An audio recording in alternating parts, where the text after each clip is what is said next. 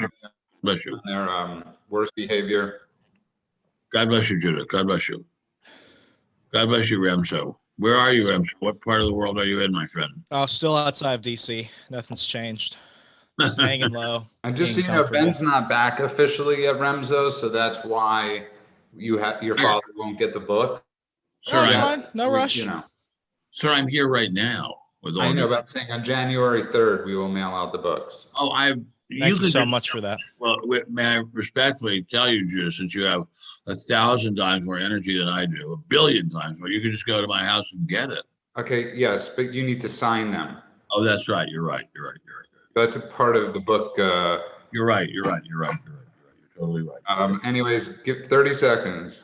30 seconds, Roger. Thank you, Glenn. Thank you.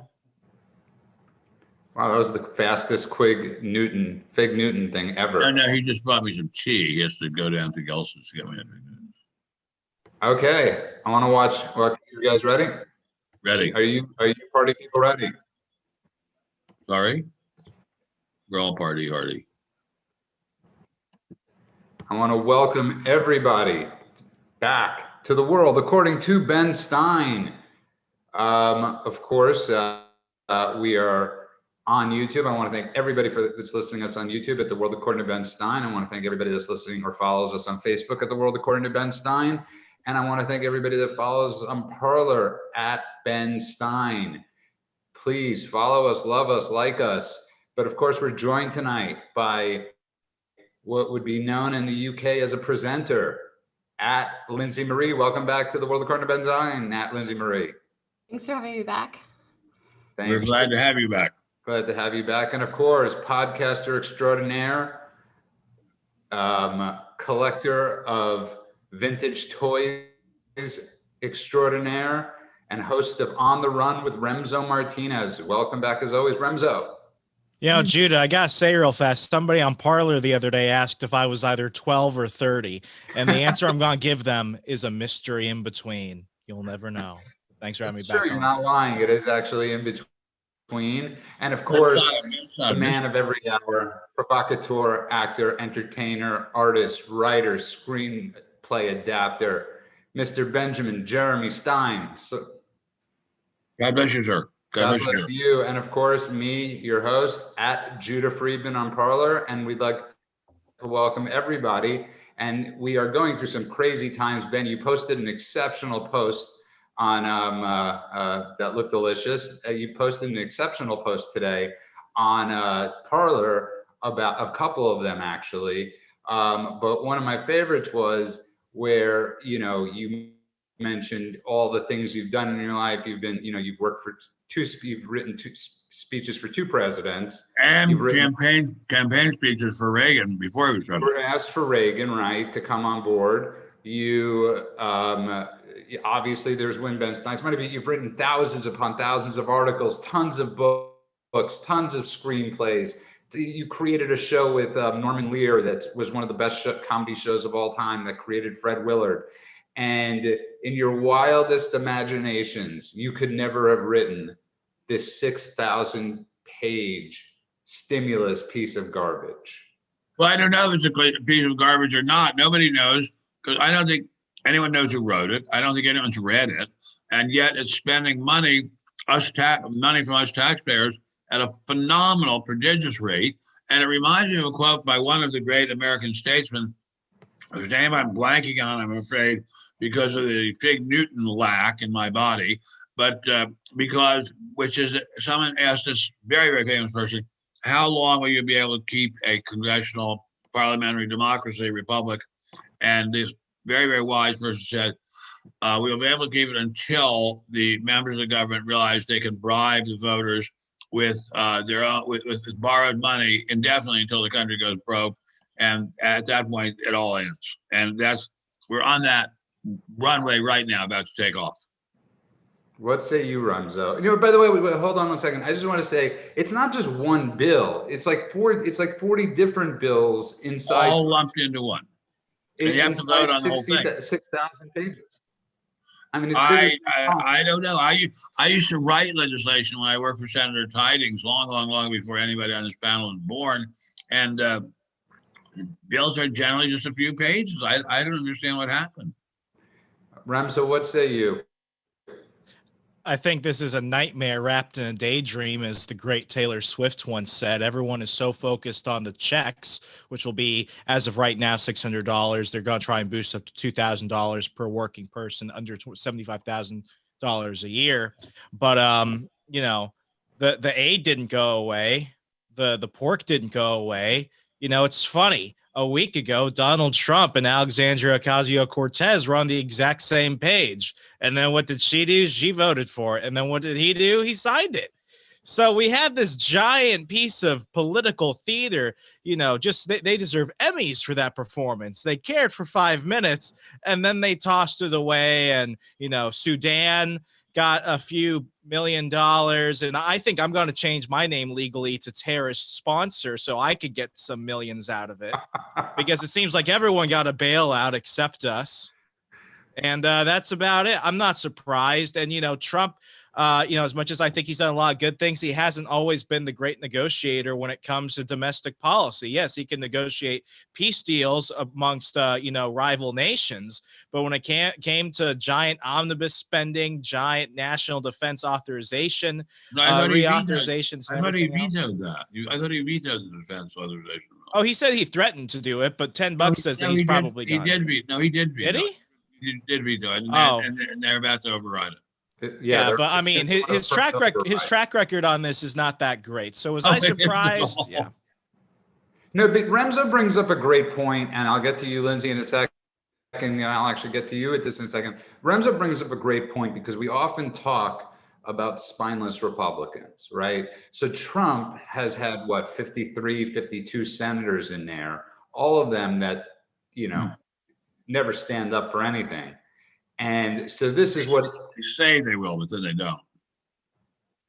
They say they will, but they don't. And that's what Trump's been dealing with. And so as much as he wanted to do fiscal stuff, he had no backing. So that's the defense I'll make of him on this. Where are all the Republicans jumping from the ceiling going, what the hell is going on? What say you, Lindsay?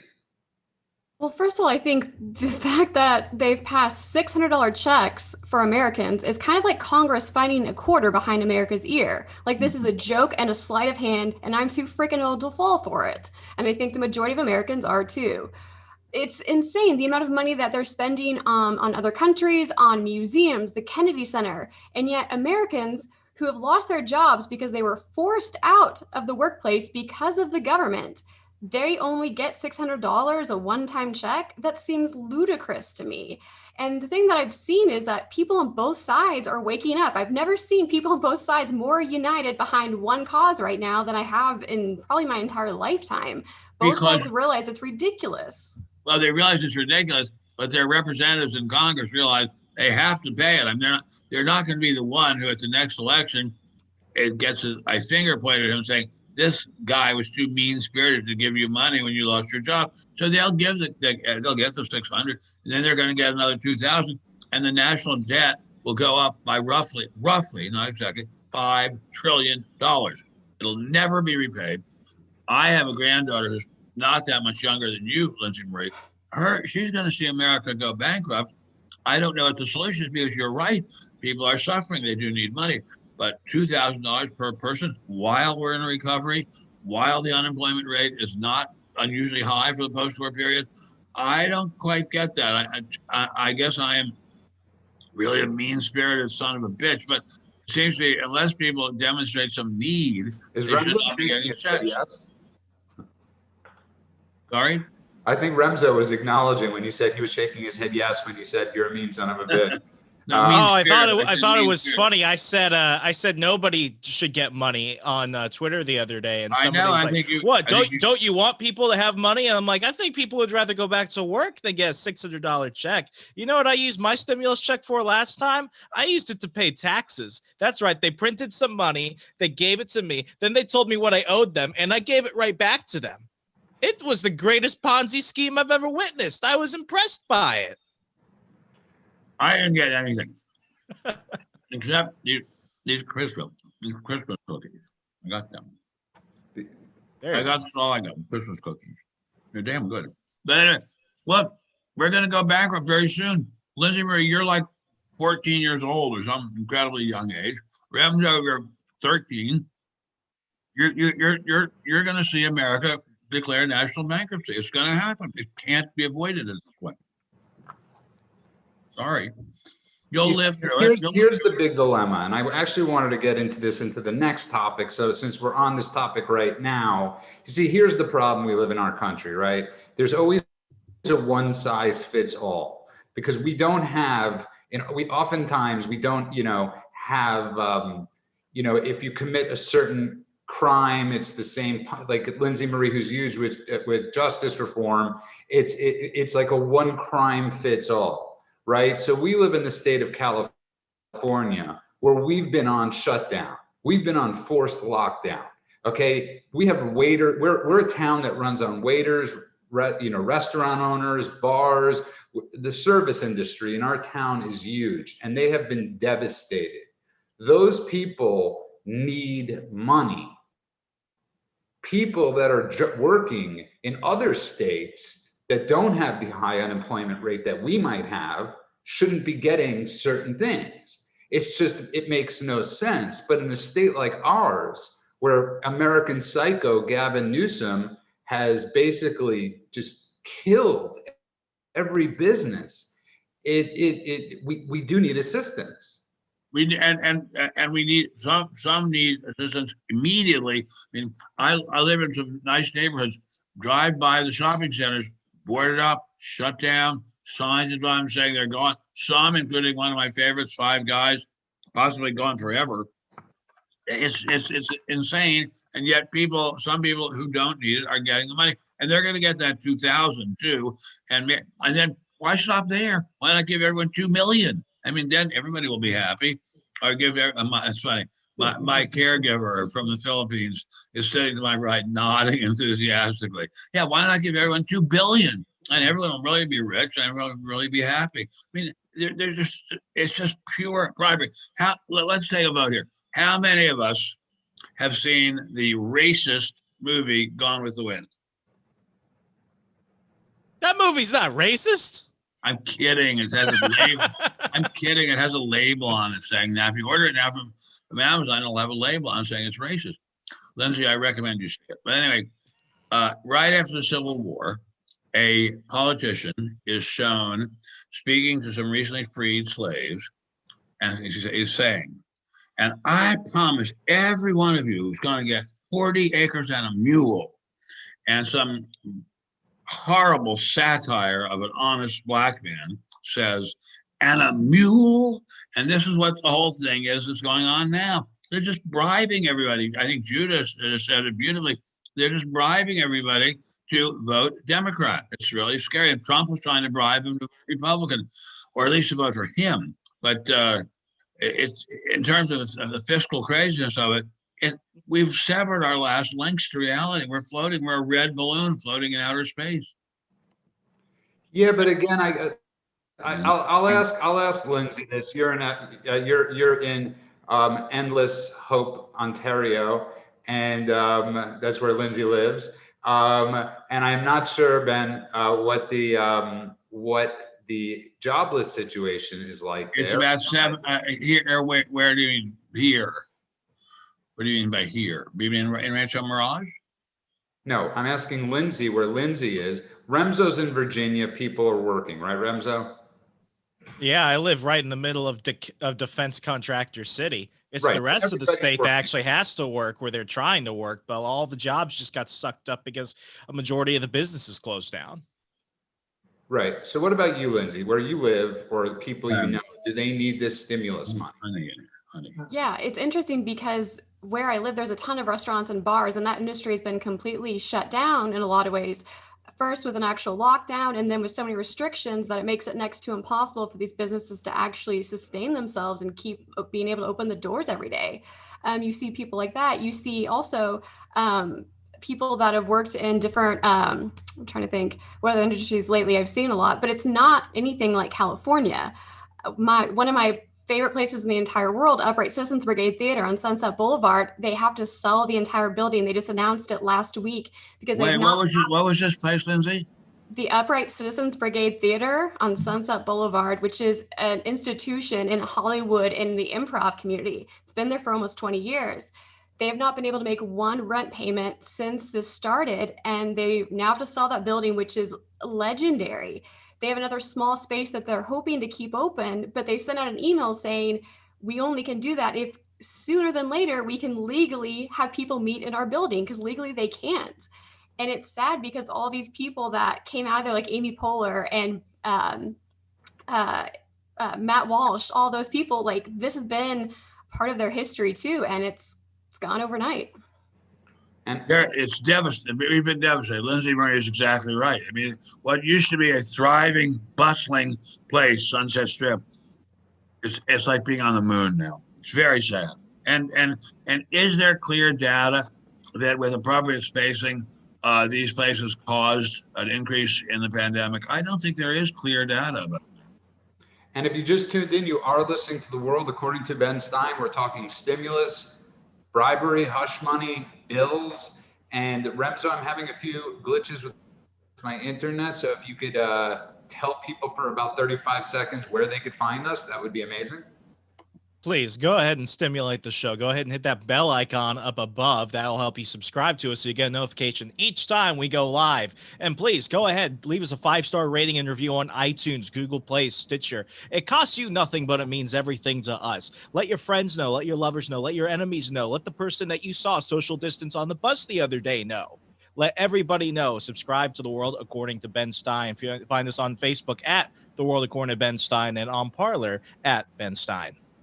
I want to welcome everybody back to The World According to Ben Stein. We're talking tonight with, of course, we're joined by Lindsay Marie at Remzo, and of course, America's humble servant, Benjamin Jeremy Stein. But one of the things we're talking about, Ben, because it could come off in two different ways. It could come off as, you see, here's the thing. The reason I brought up this money thing was because I don't believe any of them give a crap. If anybody's ever seen the movie, sorry? You said, and you don't, any of them. You know, anybody, I don't think as they go to bed at night, Ben, they're as worried about you as you are, or as you are about what they're doing. I don't think I think they're worried about something. Yeah, they're worried about getting reelected. So when, as I was saying about this idea about this hush money, it's basically my biggest fear right now, because I think they're considering closing down Hollywood again in the entertainment industry.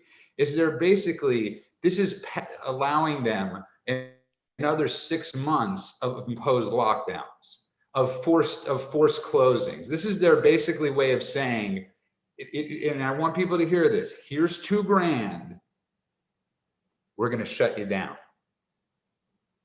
And that's my biggest fear with what they're doing right now.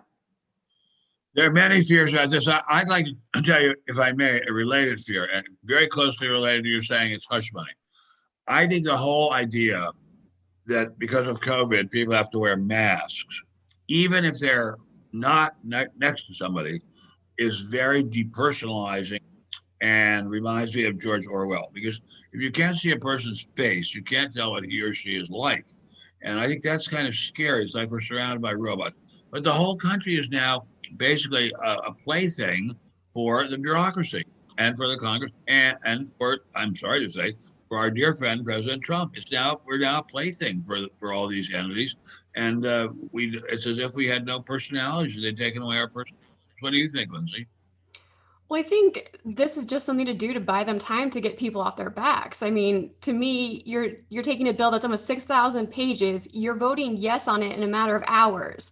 It's kind of like meeting someone in your therapist waiting room and just proposing to them. You know that you don't know what lurks beneath the surface, and honestly, you don't care. You just know that getting married is going to get mom and dad off your back for a bit, and that's enough for you to say yes. Like, it's insane to me. They don't care. Well, but Lindsay, Lindsay Marie has, I think, nailed it, which is what's going on now is insane. I mean, it's insane to be spending this kind of money on a bill that no one has read. It's insane to be taxing the taxpayers. And my granddaughter is probably roughly the same age as Lindsay Marie, forever. for a bill no one's even read. And this is not going to be the end of it. Once we've learned we can start bribing people right and left, it's just be a race to the bottom so you can offer the biggest bribes. This is by no means the end of it. We see this. Somebody just paid you the ultimate compliment. They said, did you go to journalism or broadcasting school, or are you just a natural? And I thought that was an exceptionally nice thing to say for Remzo. Aw, And thank you. Remzo is all natural. It's 100% all me, baby. It's all the time, all day. And but what do you say about what we're talking about, Remzo? I found myself for the first time agreeing with Tom Cruise for the first time in my life. Last week, did you hear about Tom Cruise going off on his production team for the new Mission Impossible movie, screaming at them like, thousands of people, we're employing an entire industry. I mean, like I say it in jest, but like if you actually listen to him, like when Tom Cruise is freaking out about potentially being shut down because his team isn't abiding by COVID restrictions and recommendations and all that jazz, that's saying something, because as you all brought up, now it's starting to affect everybody. And when Tom Cruise is worrying about it, that's when I begin to worry. Because at first, when the lockdown started, you had people like Ellen DeGeneres saying that she felt like she was in prison, even though she has a pool and 20 bedrooms and all the backyard space and an indoor jacuzzi. Yeah, her definition of the prison is a bit different than my definition of prison, but it wasn't really doing anything to them. You saw Arnold Schwarzenegger in a hot tub, smoking a stogie, telling everyone to chill out, go hang out in their private personal gym. And now it's at the point where it's like, wow, we actually have to go back and make money, and the theaters aren't opening. And all this streaming stuff is kind of freaking us out because we might not be able to get our products out to consumers until 2022. So now it started with the people who had no voice. Then it started hitting the workers. Then it started hitting the middle class. Then it was hitting people who had the ability to move and have different streams of income. And now when it's hitting Tom Cruise, that should tell people that, when he's not screaming to Xenu, something's going on. He played an unbelievably good part in Tropic Thunder, beyond belief. Oh, absolutely. Les Grossman, best role ever. Yeah. But Ben actually brought that up the other day about, waking up from a deep sleep and feeling like being in a prison or in a building with no names on the doors. No names on the doors. And to quote the Eagles, your prison is walking through this world all alone. And that's how a lot of people are feeling right now, is their prison is walking through this world all alone. I think the most cruel thing to ask somebody these days is, what are your plans tonight? Oh my God. Because in California. Oh, that's a personal attack. What? That's a personal attack. It's just so cruel, because it's like, what could my plans possibly be? To go to Target? To go to a car wash? Mine are to go shopping at a grocery store. Right. That's what our plans have become. Target parking lots look like concert venues right now. That's how packed they are. And I find it, again, bizarrely odd, Lindsay Marie, that we're able to go shopping. Why is this directed at me? I haven't been shopping in quite some time. Well, I meant that. Well, is this because I'm a woman? It's good to know you don't go grocery shopping. Okay, so Big Haas, Ben Stein, isn't it weird that we're allowed to go shopping to the supermarket again? And we have to feed ourselves. The restaurants are closed. And the restaurants are closed. It makes no sense. We're on top of each other. Oh, the grocery stores have to be open. I mean, they have to be open. But I think they have to be open. But clearly, in California, we're now in, as Judah and I often discuss, a police state. And the worst part of it was at the very beginning, when you could not go to church. And in fact, sitting to my right is a Southern Baptist minister from the Philippines. And I was with him when he called the police. And they said, we'll arrest you if you even have 5 people in your church. So that was outrageous. But now that the state has learned that, 1, it can bribe people into submission. 2, it can terrify people into submission by scaring them about a disease. 3, that it can win elections by just making up wild whopper lies about the party it doesn't like. The country has changed a lot. Just in the last few years, it has changed a lot. And I would say in the last week, with this stimulus bill, unread, passed without any thought or intelligence, we have really stopped having the Constitution work. Scary. To me, it's scary. The sad part is the fact that they passed this bill at the end of the year within a couple hours is nothing new. Like this has been happening at the end of the year with these spending bills. And 6,000 pages. 6,000 pages. 5,963, close to 6,000. Okay. That's still horrifying. Exactly. But I don't think, but Lindsay Marie, have they ever passed one spending this much money? I don't think so. No, but it's 2020, so we have to up the ante. Go hard or go home. The thing that's interesting is that, first of all, Ben, when you started, you talked about this should have been multiple bills. First of all, there should have been 12 separate bills for appropriations for each month, basically. The COVID stuff should have been completely separate. I mean, it should have been probably at 40 bills. But the great thing is, if you write something that's almost 6,000 pages long, no one's going to read the damn thing, even if they have the time. They'll read the first maybe couple chapters, maybe the last one.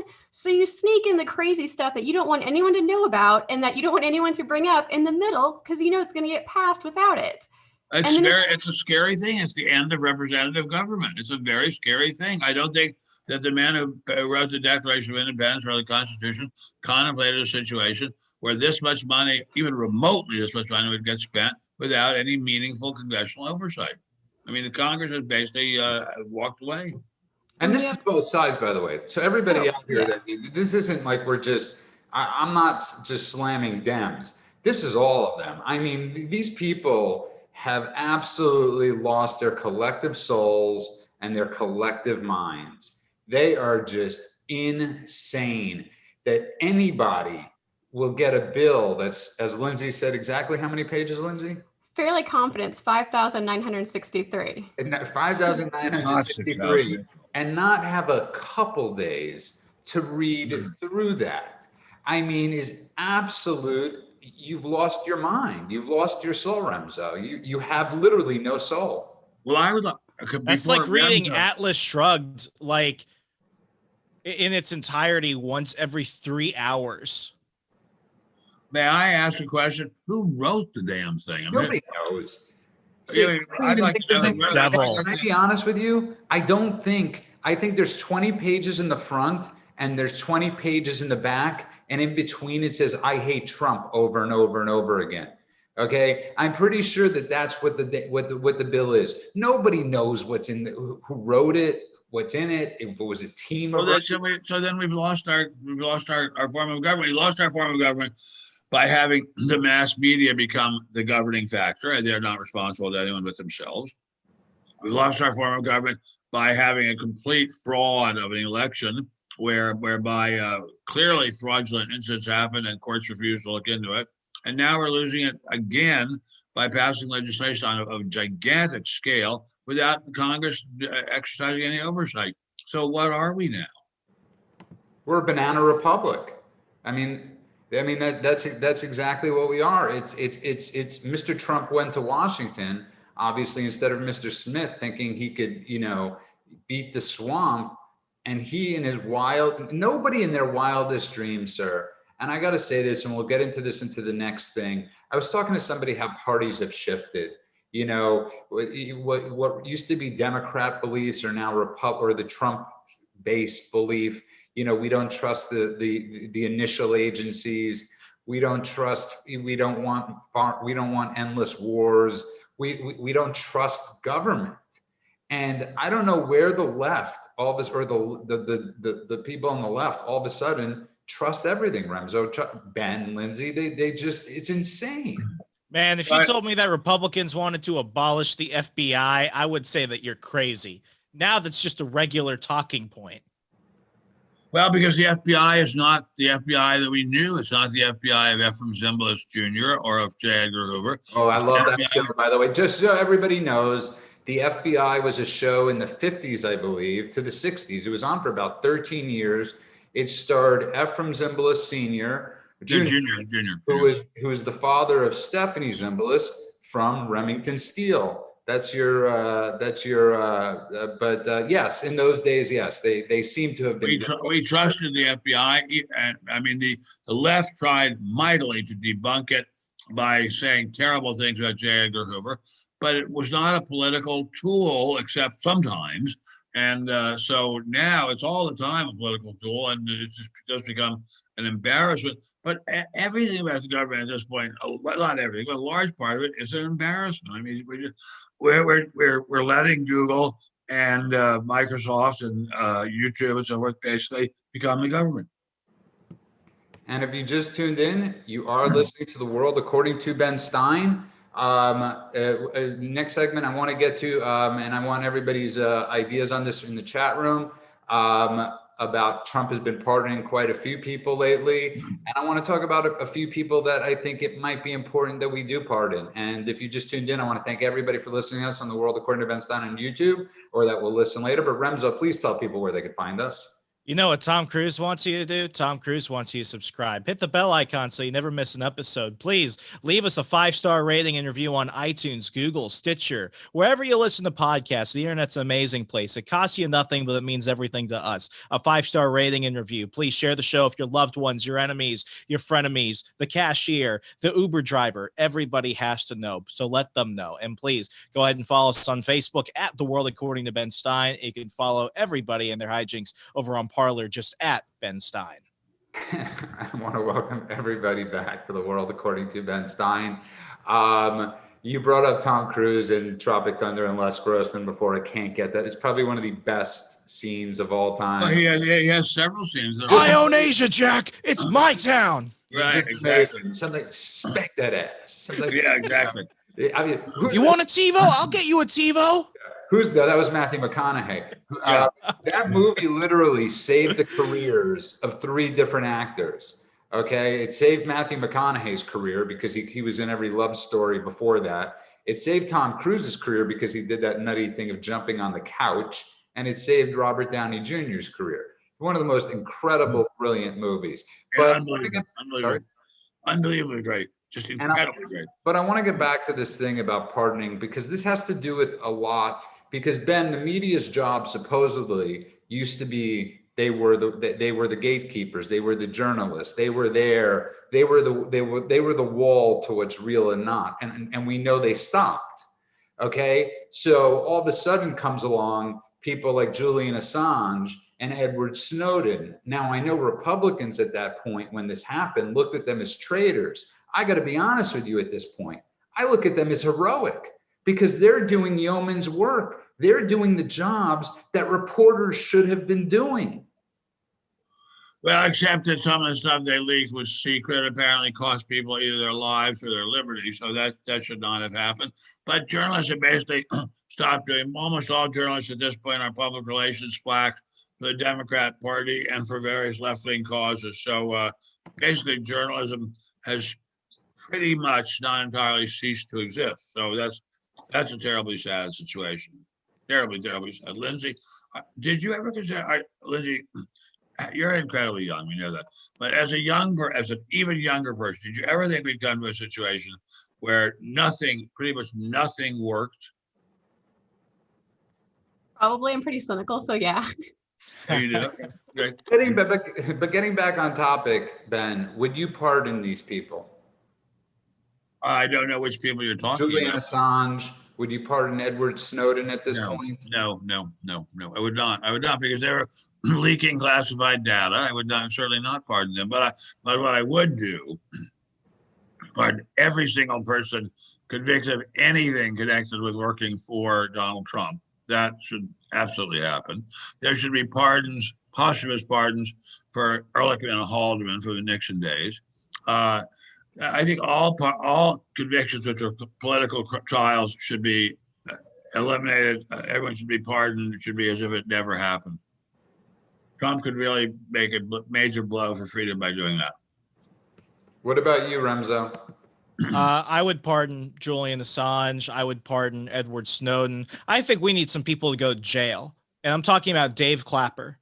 Dave Clapper, former director of national intelligence, should go to jail. Excellent. Dave Clapper should go to jail. Eric Holder should go to jail. James Clapper. Yeah, James Clapper, former director of national intelligence. James Clapper should go to jail. That guy Strzok, he should go to jail. Yeah, Peter Strzok should go to jail. Eric Holder should go to jail for being held in contempt of Congress and linked to Operation Fast and Furious. Susan Rice should be for covering up Libya. Loretta Lynch should be. What about Mrs. Clinton for covering up Libya? John Brennan. John Brennan. I mean, there's a whole lynch. Hey, I even say David Petraeus while you're at it. If we're talking about leaking information, you know, he was just trying to get laid with that. So David Petraeus should go to jail. So yeah, I mean, I think, you know, a few pardons, but a lot of people going to jail would be pretty cool. Not going to happen, I'm afraid, because the prosecutor's offices are political tools too at this point. What say you, Lindsay? Who would you pardon? Definitely Assange, definitely Snowden. Every court has said that what Snowden brought forth and everything the U.S. was doing was unconstitutional. So I don't see an issue with pardoning him. Another one that doesn't get talked about enough is Ross Ulbright. He's the founder of the Silk Road. He is serving a double life sentence without the option of parole, and he's a first-time offender, nonviolent. He simply created a website, and people use that website to sell drugs and illegal items, which is no different than someone using a Chase bank account to go ahead and buy illegal things. You don't go prosecute Chase, so why would you prosecute Ross? Sorry, Scooter Libby was pardoned to somebody in the chat room. That was one of the first things that Trump did, that Bush, that the word that rhymes with wussy never did. And, you know, I hate Bush, but George Bush. Lindsay, sorry. But the reason that Ross was prosecuted was because Chuck Schumer had an out for him. This Ross lived in the West Coast, but for some reason they prosecuted him in New York. There's a lot of like weird things that happened with the case. One of the investigators is in jail now because of illegal stuff that happened. There's no reason for this guy to be sitting behind bars. He's not a threat to the public or anybody else. It's simply a waste of taxpayer time, and it's immoral. There's a lot of prosecutorial discretion is a major crime. I mean, there are a number of people who have been prosecuted for very, very trivial securities law offenses, very small ones, while people who are committing huge securities law violations go free and become billionaires. I will not mention any names now, but we all, some of us know who they are, and it's so that's really been a disgrace as well. And I think that by the way, the idea that Trump is using the pardon power to a unique extent is nonsense. A very smart friend of mine, Nolan Rappaport, who writes for The Hill, has listed how many people were pardoned by Mr. Obama, and dwarfs the number pardoned by Mr. Trump. And the people. What about? I mean, well, the Clinton? Who did he pardon at the end? Frank Rich, was that his name? Mark Rich. I'm sorry about that. And look, what about the wonderful organization that exposed the fact that Planned Parenthood was selling body parts from abortions in violation of every kind of law imaginable, and for exposing that person went to jail, or prison. That's outrageous. That was unbelievably outrageous. I think we're forgetting one major important too. And since this is the last show of 2020, I think somebody has to say it. But by God, President Trump, please, I'm appealing to you right now. Pardon Joe Exotic. He did not try and kill Carol Baskin. He was set up by that son of a bitch who tried to buy his zoo, and that lying person, Carol Baskin, who killed her husband. It was a conspiracy between them and the FBI to frame Joe Exotic for a plot to hire a hitman to commit murder. Mr. President, please pardon Joe Exotic. Remzo, that is so early COVID. He's referring to a back show in the Wonder Years. Oh, I was on the Wonder Years. I'm saying back, before riots, before COVID. I'm saying like way back. Right. Before after impeachment. Everybody got into it because at the beginning of COVID, they binged watched this 10 episode. What was it called? Tiger King. Oh, that's right. What seems like 5 years ago at this point. A million years ago in COVID days. Yeah. Now there's a really good point, because that is very much like an Orwellian nightmare, that the days when we were free people seem like they were a million years ago. That is really scary. Joe Exotic brings Americans together. And we all know, based off how early she got kicked off Dancing with the Stars, that Carol Baskin killed her husband. She fed him to the tigers and she hid evidence. And now she owns Joe Exotic Zoo. This has been a crime against nature. It has been a crime agast humanity. So many things go without justice, but we need this. We need Joe free. Keep coming back, Renzo. But I do want to get to that, Lindsay. Doesn't it seem like he's bringing up this show that was so hot 8 months ago, but it seems because we've been in prison pretty much for 9 months, upwards of 9 months, that show was on 9 years ago. I mean, we've lost track of days, of time, I lose track of days all the time. of everything. I think another part of it is just how many events have happened this year, because even at the beginning of the pandemic, I remember telling people we had an impeachment process this year. And it seemed at that point like that had happened 4 years before. I think it's just how much stuff has happened when you think about the beginning of the year until now. And obviously, I think the pandemic lockdowns accelerated our loss of time pretty quickly. Well, it's an interesting thing. A very famous journalist named William Shirer, who wrote a very, very famous book called Berlin Diary about life in Germany under Hitler, wrote that within a few months of Hitler seizing power and abolishing civil liberties, to Germans, the days when they had civil liberties seemed like another century. And that's what happened in California. Governor Newsom moved so aggressively and so fast to take away our civil liberties that the days when we had civil liberties just seemed like forever. It seems like another world, another era. Which brings up the most interesting point. We know the ACLU was lost years ago, but where the hell are these people? I mean, they're a political instrument of the left and always have been for a long time. I know, but Ben, there's a lot of people on the left that are having their civil liberties infringed upon in this great state of California, which is mostly on the left. You would think the ACLU would be coming out, guns a-blazing for the leftists in this town. No, not at all, because their job is to improve their own lives, not to improve the lives of anyone else. And so they go with, it's like what Captain Renault of the Casablanca Police Department says in the great movie Casablanca: I blow with the wind, and the prevailing wind just happens to come from Vichy. The prevailing wind in America comes from the media empire, from Silicon Valley, and from Washington, D.C. There is no other prevailing wind at this point. And the wonderful middle America, which our beautiful Lindsay Marie comes from, they don't count for anything. Sorry. Yeah. Sorry. I mean, you count for everything to us, but you don't count for anything to the people who make the rules. But I want to get back to the quick part. And so we have, all three of us are in the Snowden and Assange camp, Ben. But that's just us. We totally, I get why you don't, but at the same token, I look at what these journalists have done the past 4.5 years, and to me, it almost amounts to any worse crime than Snowden or Julian Assange has done. Because we often think fake news is reporting fake news, but it's also often suppression of the news. And that we have every media outlet in America suppressing news for over 4 years. I mean, think about every New York Times story that was fake, absolutely fake.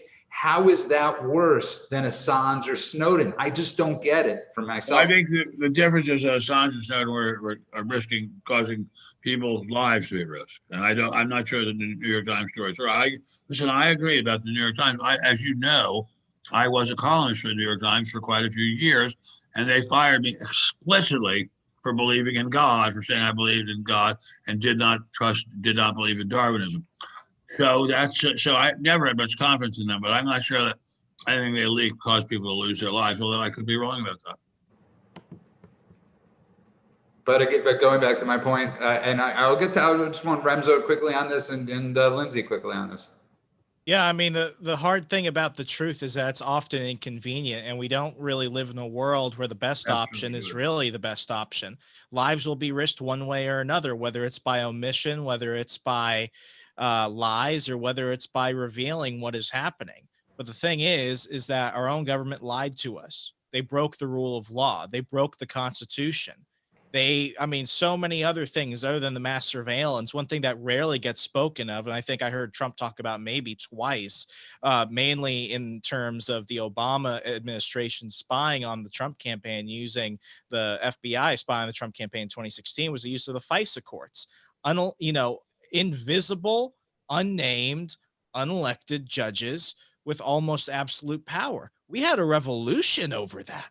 We have several amendments in the Constitution explicitly saying no to that, but that's still around and nobody was talking about it. The Wall Street Journal has had quite a few editorials about that. They did it quite a bit, but Fox never talked about it until it became inconvenient for Republicans, because Republicans loved the FISA courts when Bush was president, and then when Obama was president, the FISA courts are bad. And I'm afraid that with the many Americans, what we're seeing right now, it's just a matter of flipping tables. They'll like one thing when one guy's in power, and they won't like it again when somebody else is. And that's the dangerous thing about government. If you wouldn't trust your enemy with a loaded gun pointing at you, what makes you think that they're going to be feeling even chipper when you're pointing the same loaded gun at them? Maybe the gun is the problem. And I think that's what we're entering right now. And who's the gun? At this point, the gun is the media. The federal government. Well, the gun. Well put, Remzo. The federal government working hand in glove with the mainstream media, and now pretty much there is nothing but the mainstream media except for us. And so, yeah, the two of them together are a deadly combination. And by the way, I want to get back to something you said, Ben. Those fake stories did actually injure and hurt people. It might not have been that they were but I mean, how many of those fake stories led to the Mueller report, led to people's lives being ruined, led to them going bankrupt? Yes, that's true. That's true. That's a very good point. Tell me something Julian Assange has done to a person that's worse. I mean, I know he's been accused of crime, so I don't want to say that with Julian Assange, but he has, never been found guilty in court. But they've destroyed, Ben, people's lives. I think the idea with Mr. Assange and the other fellow is that they expose the lives of secret agents who were then arrested or killed. I think that was the problem. They sent more people after Roger Stone than they did in the Bin Laden raid. Is that true? Wow. Yeah.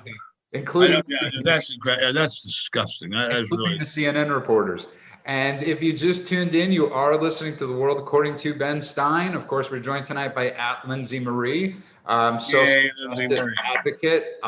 Yes, she is on the Seinfeld set. And of course, Remzo Martinez @Remzo, podcaster extraordinaire. And Remzo, please tell people where you could find us. I'm not saying you need this to get a pardon, but if you want it to be awesome, go ahead and hit the bell and subscribe to the show so you get a notification each time we go live. If you want to go ahead and catch the show in its audio format, please go check us out on iTunes, Google Play, Stitcher, wherever podcasts are available across the internet, and leave us a 5-star rating and review. Don't forget, you can connect to the show on social media @The World According to Ben Stein on Facebook and @Ben Stein on Parler. I want to welcome everybody back to The World According to Ben Stein. I want to thank everybody that's in the chat room going back and forth. And one of the fun things about all this stuff is that we actually can have agreements, we could have disagreements, we could have discussions, and I think it's really important. But Ben, the one big thing is, and Remzo sort of talked about this, or I think he did actually, is there is no going back. Okay, there is no going back to this same old for us FBI, CIA, NSA, all of these things that end with the A's. Donald Trump just, if anything, he was the exposer in chief. He was a victim. I mean, it was the fact that these guys were caught raping him or lynching him. Suddenly, there are a whole bunch of pickup trucks in the dark, and suddenly a whole bunch of lights were shown on them. And we saw that these guys whom we thought were clean-cut college kids were killers and criminals and thugs. And that, as you say, I'm not sure going back is going to be possible. I mean, I'm not sure going back to having confidence in the government in any big way at all is possible. And look, Jesus, pardon me for saying that. Look at Miss Dr. Fauci. I mean, my God, the guy is such a turncoat. Every day he says something different. He's the biggest publicity hound in the history of the world. And he was the guy in charge of fighting COVID. And we all thought he was a genius. It was amazing. No. Let me say something for a second about Dr. Fauci. And I just want to say, I never thought he was a genius, because I always look at people that do certain types of work, and I look at them for two reasons. One, if you're a brilliant scientist or a brilliant doctor, you're going to be hired by somebody else, or you do something for noble reasons. Never once did I think that Dr. Fauci chose his job for noble reasons. He chose it because he couldn't get hired by anybody else. And this is all powerful to him.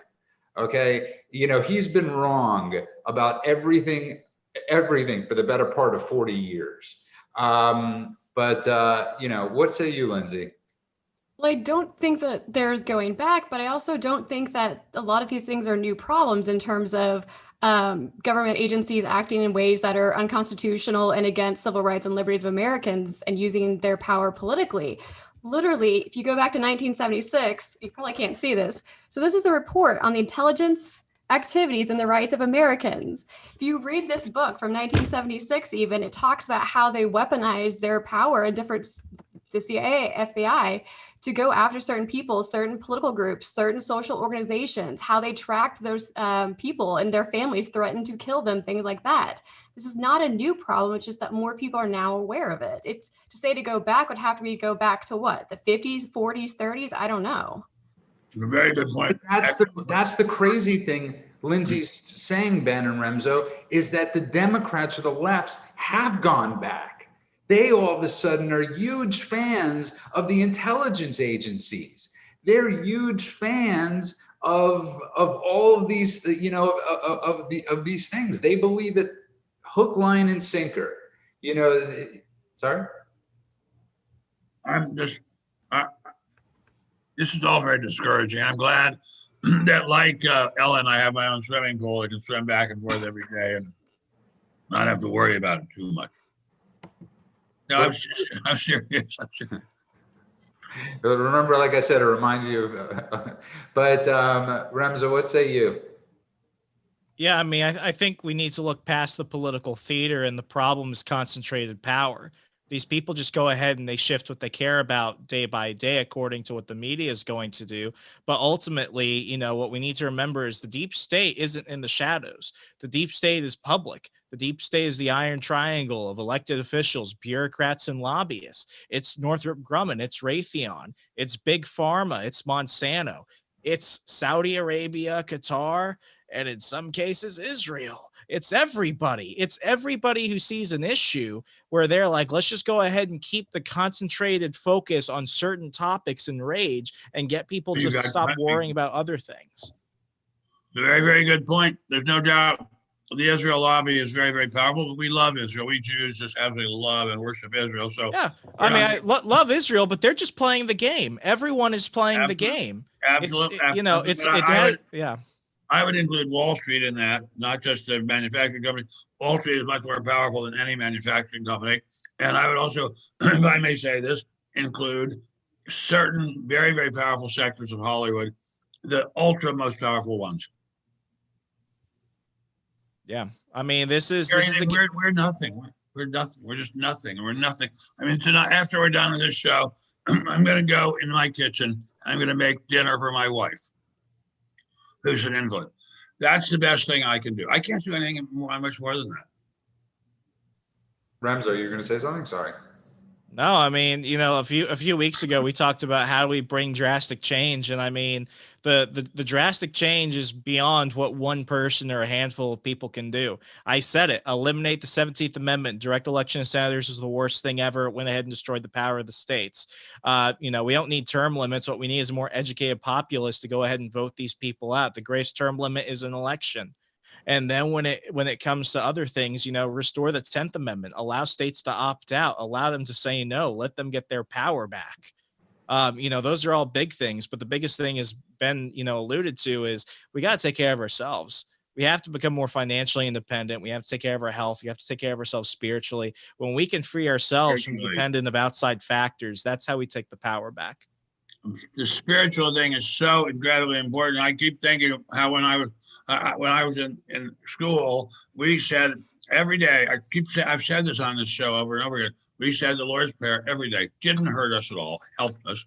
We said the Pledge of Allegiance every day, didn't hurt us, helped us. I don't see why America can't go back to having some kind of spiritual core. The most wicked people in this situation are the ACLU, who are at war with religion, with God, and many other mass media people tied to them. I would take it a step further, Ben. I'd say that America is more religious now than ever before. But what is the religion? The religion is the social justice politically correct agenda. This religious is based off scientism and not science, not facts.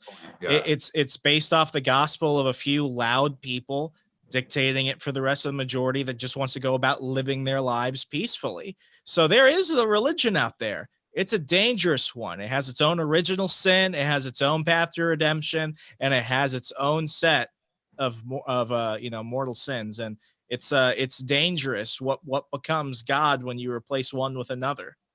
I would say the religion is money. Religion is worship of money. If you list the people who are in charge and are in power, what links them all? The quest for money. It's an amazing thing. I'm reading a long biography of Sigmund Freud. He was a total phony, a complete phony. Everything he said was nonsense, made up to make money so that he could live an aristocratic lifestyle. It was all made up just so he could live an aristocratic lifestyle. So much of what's done in Washington is just nonsense made up so that people who are in power can live an aristocratic lifestyle. So much of everything is made up so people can live an aristocratic lifestyle. Somebody wrote they've been saying this before Remzo hit puberty. Thank you for that comment. I didn't shave today. Thank you for that comment in the chat room. And we do love your chat. Lindsay, what were you going to say? Oh, I was going to say I live in a fake world. Joking. You do. And Ben had, you posted something amazing. And as we're running out of time on this episode, that post where you wrote about waking up and, in all the rooms, and, it's people are really going through, forget about financial stuff, we have New Year's coming out. It's the holy trinity, of hell if you're alone at this time of year. We had Thanksgiving, then Christmas, then New Year's, especially for people with substance abuse problems, especially for people with mental illness, which is so God. You said a mouthful. God bless you. Keep talking. So many people in America right now. I beg of you, we beg of you, everybody that listens constantly knows I'm sober. I've been sober for over 22 years. And the 3 hardest words for an alcoholic to ever do is to pick up the phone and say, I need help. Okay. Those are the 3 hardest words. So, Ben and I talk like, little girls most days, but we share our intimate thoughts and we share these things. But even in Ben's post, you were sharing about the isolation and the loneliness. And the reason I found it so important was because, you're just a regular guy, but to some people, you're pretty, to me, you're pretty cool. And if you could go through that loneliness and isolation, even be surrounded by people, it's okay to go through it yourself and to say it out loud, sir. Say it loud and say it proud. But this reminds me of something our son of a bitch, Newsom, has done here in California, which is he stopped AA. He has stopped allowing us to have AA meetings. That's pure insanity. That's like telling people they can't go to the doctor. It's insane. It's worse than that. And it's absolutely terrible, Lindsay. It's the, you were able to, I think, to spend time with people you cared about, but not everybody has that option, and it's really heartbreaking, or as Ben's wife likes to say, it's heart-rendering that people, just they don't know what to do. People are going nuts. It's so true. And let's say to the people who are watching us, our friends and family online, invite somebody into your house in the next couple of days, and don't let that person be alone, and keep that person around. I mean, it's very good to be good to other people. It helps them, helps you. What say you, Lindsay? Yeah, I definitely agree. I think no matter where you're at right now and what you're going through in terms of a job, I think it's really hard on everybody. People are feeling lonely more than ever. You can't go see people. You can't have normal interactions. And even if you're naturally an introvert, this still is bothering you to some extent the longer this is going on. And for me, one thing that I found, since I can't really go see friends, I can't really do a lot of stuff, is I do improv probably 5 nights a week now over Zoom. I want to see it. How can I see it? But I can send a link to you whenever we do different shows. Please do. But it's something that I started doing with people I've never met in my entire life. And it was something that would have seemed weird to me like a year ago to be like, I'm going to be online with random people and just improv, but actually it's been one of the most therapeutic things to see other faces, to laugh, to forget about all the stuff that's going on around us for a couple hours. And it's been so much better than therapy in a lot of ways and cheaper in a lot of ways too. Absolutely great. What about you, Remzo? Yeah, no, I mean, I think for a lot of people, it's hard to admit that sometimes we need help with things. And the worst part is thinking that you can't get help, and help is out there. The hardest thing is often getting past yourself and saying, I need it, because nobody likes being that vulnerable. It's hard, it's difficult, but it's okay. Everyone has those problems, and saying that you need help, especially now, it might be the difference between life and death. And really, we talk about a lot of things on the show, a lot of things outside of our control. We do it to be more knowledgeable, to be more up to date with the world around us. But the biggest thing we can do is change ourselves. And sometimes saying, I need help, or how can I help you? Those can be the biggest changes in a person's life.